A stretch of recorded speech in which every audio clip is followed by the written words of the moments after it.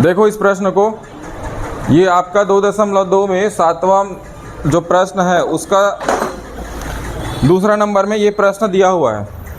ये प्रश्न दिखने में बड़ा दिख सकता है, लेकिन आपको इसको एक साथ, अगर आपके कॉपी में जगह है तो तीनों को एक साथ बनाते जा सकते हो अगर कॉपी में जगह है, लेकिन मेरे ख्याल से एक साथ सबको लिखना संभव नहीं है। कॉपी में आपकी जो चौड़ाई है उसमें ये प्रश्न एक साथ कवर नहीं हो पाएगा, और अगर लिख सकते हो, आप में वो टैलेंट है तो एक साथ भी लिख सकते हो। तो मैं इसको क्या किया हूँ, ये 3 भाग है इस प्रश्न में। ये इसका पहला भाग है, ठीक है, जिसमें दिया है 2 धन वर्गमूल 3 बटे में 2 ऋण वर्गमूल 3। ये इसका दूसरा भाग है जिसमें 2 ऋण वर्गमूल 3 धन नीचे में बटे में 2 धन वर्गमूल 3। ये इस प्रश्न का तीसरा भाग है जिसमें वर्गमूल 3 ऋण 1 और बटे में वर्गमूल 3 धन 1 दिया है। तीनों आपस में धन के चिन्हों के साथ लगे हुए हैं, मतलब आपस में जुड़ रहे हैं तीनों। इन तीनों को हल करना है, और हल करने में केवल एक ही चीज़ का उपयोग हो रहा है यहाँ पे, वो है हर का परिमेयीकरण। हर का परिमेयीकरण करना है और बीजगणित के उस सूत्र से आपको आगे हल करते जाना है। ये 3 भाग लिख दिया हूँ, पहला, दूसरा, तीसरा। यहाँ पर लिख दिया हूँ हर का परिमेयीकरण करने पर। एक बार लिखा हूँ और तीनों पार्ट में, इस तीनों प्रश्न के तीनों पार्ट में हर में परिमेयीकरण करना है आपको।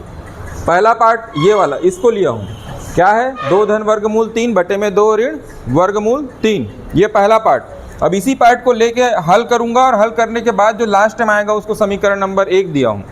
वैसे दूसरा पार्ट को इंडिविजुअल लेके हल किया हूँ, और जो आंसर आया उसको समीकरण नंबर 2 दिया हूँ। ऐसे ही तीसरे पार्ट को हल किया हूँ, और हल करने के बाद जो आया उसको समीकरण नंबर 3 दिया। अब उसके बाद समीकरण 1, 2 और 3, मतलब इन तीनों का जो आंसर आया है उसको आपस में जोड़ दिया हूँ, क्योंकि प्रश्न में क्या, तीनों आपस में जुड़े हुए हैं। अब इसको हल करेंगे, यहाँ पे हर का परिमेयीकरण करेंगे तो नीचे में जो पद है 2 ऋण वर्गमूल 3, इसमें आपको इस चिन्ह को बदलना है, ये ऋण का धन हो जाएगा, तो यही 2 धन वर्गमूल 3 का गुणा आंसर हर में होगा। ऐसा करना हर का परिमेयीकरण करना कहलाता है। आगे हल करेंगे तो ये आपको दिख रहा है 2 धन वर्गमूल 3, और ये भी क्या है, 2 धन वर्गमूल 3। किसी संख्या का अगर 2 बार गुणा है तो उसे हम उस संख्या की घात में 2 लिख सकते हैं, ठीक। और जब आप ऐसा लिखोगे तो ये आपको a धन b बराबर के घात में 2 वाले सूत्र से ये हल हो जाएगा, जिसका मान आप पढ़ चुके हो, a का वर्ग धन 2ab धन b का वर्ग होता है। नीचे इनको देखने पे समझ आएगा कि ये a ऋण b और a धन b इस प्रकार से जो यहाँ पे लिखा हुआ है, तो ये आपका बीजगणित का ये वाला जो सूत्र होता है, इस सूत्र में जो इसका मान a का वर्ग ऋण b का वर्ग के बराबर होता है, इस सूत्र से हल होगा। अब यहाँ पर आपको लिखना है एक पद, और यहाँ पे क्या लिखोगे, यहाँ पे a कितना है और b कितना है, इसको लिखना है। तो यहाँ पे a कितना है, 2, और b कितना है, वर्गमूल 3। यहाँ पे लिखना a बराबर 2 और b बराबर वर्गमूल 3। तो जब a बराबर 2 और b बराबर वर्गमूल 3 है तो सूत्र में क्या होता है, पहले a का वर्ग, फिर 2ab धन b का वर्ग। तो a के वर्ग के जगह में a जो हमारा 2 था उसको रख दिए, 2 गुणा a के जगह में फिर 2 और b के जगह में वर्गमूल 3। और आगे क्या होता है, b का वर्ग, मतलब b हमारा वर्गमूल 3 है तो वर्गमूल 3 का वर्ग। नीचे हर में ये a ऋण b गुणा a धन b के सूत्र से जब इसे ओपन करोगे तो ये a का वर्ग ऋण b का वर्ग बनेगा। तो a का वर्ग मतलब a हमारे पास अभी कितना है, 2, और b का वर्ग मतलब b कितना है, वर्गमूल 3। तो 2 का वर्ग ऋण वर्गमूल 3 का वर्ग। इसे जब आगे हल करेंगे तो 2 का वर्ग आएगा 4, यहाँ पे लिखा हूँ ऊपर, और ये 2 गुणा 2 वर्गमूल 3, तो ये 2 और 2 का तो आपस में गुणा होगा और उसके साथ वर्गमूल 3 रहेगा, तो ये हो जाएगा 4 वर्गमूल 3। गुणा करना सीखना है, शुरू से बता रहा हूँ। लास्ट में वर्गमूल 3 का वर्ग है, वर्गमूल 3 का अगर 2 बार गुणा करते हैं कितना मिलता है, 3, और नीचे कितना हो गया, ये 2 का वर्ग मतलब 4, ये, और ये वर्गमूल 3 का 2 बार गुणा मतलब 3, तो ये 4 ऋण 3 1 हो गया है, इसलिए उस 1 को नीचे हर में नहीं लिखा हूँ। और ऊपर कितना हुआ है, ये 4 और ये 3 आपस में जुड़ जाएगा, तो 4 और 3 7, और उसके साथ ये रहेगा 4 वर्गमूल 3।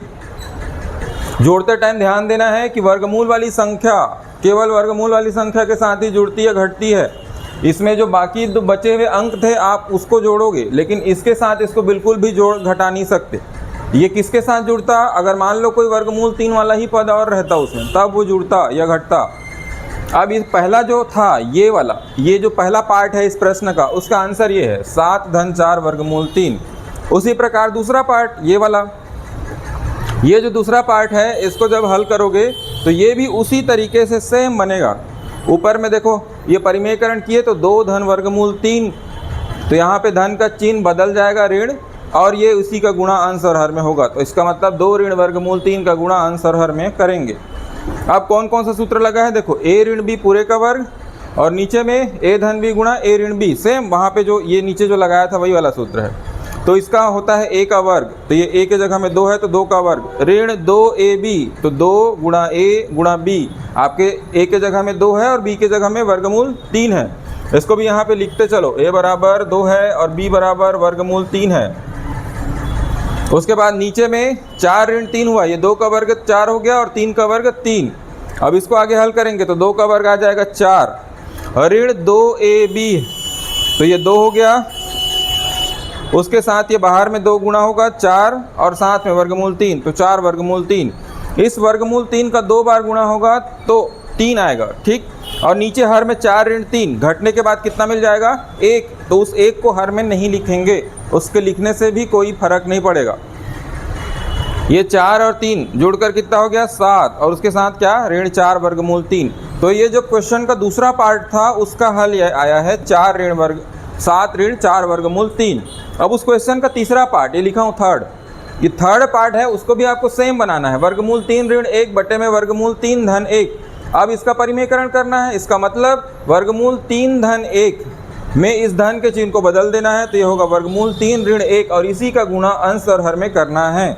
अब फिर से ऊपर में क्या दिख रहा है, ये a ऋण b और ये a ऋण b, तो 2 बार गुणा है, मतलब a ऋण b पूरे का वर्ग, ऐसा बना है। इस संख्या का 2 बार गुणा है, मतलब इसका पूरे का वर्ग लिख सकते हैं उसको। जिस संख्या का 2 बार गुणा होता है उसे उसके घात में 2 लिखा जाता है। तो ये जो सूत्र है a ऋण b पूरे का वर्ग, तो ये a का वर्ग ऋण 2ab धन b का वर्ग, और नीचे a धन b और a ऋण b, तो ये खुलेगा इस सूत्र से a का वर्ग ऋण b का वर्ग। तो a ऋण b पूरे का वर्ग होगा यहाँ पे सूत्र में, तो ये पहला a का वर्ग, यहाँ पे a कितना है वर्गमूल 3 और b कितना है 1, ये देखो ये दिख रहा है। तो पहले a का वर्ग मतलब वर्गमूल 3 का वर्ग, ऋण 2 गुणा a गुणा b, तो 2 हो गया, फिर a के जगह वर्गमूल 3 और b के जगह में 1। उसके बाद धन b का वर्ग, तो b के जगह में 1 का वर्ग। फिर नीचे इसका जो हल होगा ये a का वर्ग ऋण b का वर्ग के रूप में हल होगा, तो ये वर्गमूल 3 का वर्ग, क्योंकि a वर्गमूल 3 है और ये ऋण b का वर्ग, और b के जगह में क्या है 1, मतलब ये 1 का वर्ग। इसे आगे हल करेंगे तो यहाँ पे ये आएगा वर्गमूल 3 का वर्ग, तो 3 वर्गमूल 3 का 2 बार गुणा होगा तो 3 आएगा। फिर ऋण 2 गुणा a गुणा b, तो ये 2 और 1 का आपस में गुणा होगा और साथ में वर्गमूल 3 रहेगा, मतलब 2 वर्गमूल 3। उसके बाद धन b का वर्ग, तो ये 1 का वर्ग 1, और नीचे में वर्गमूल 3 का वर्ग, मतलब इसका 2 बार गुणा, तो वर्गमूल 3 गुणा वर्गमूल 3, मान कितना आएगा 3।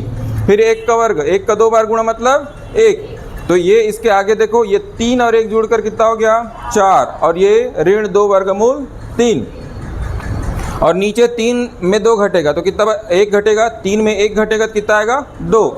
अब ऊपर में जो ये जो पद है 4 ऋण 2 वर्गमूल 3, इन दोनों पदों में 2 को बाहर निकाले हैं उभयनिष्ठ, तो 2 को निकाल देंगे तो 4 में से 2 निकल जाएगा, मतलब 4 में 2 का भाग जाएगा तो ये 2 बचेगा।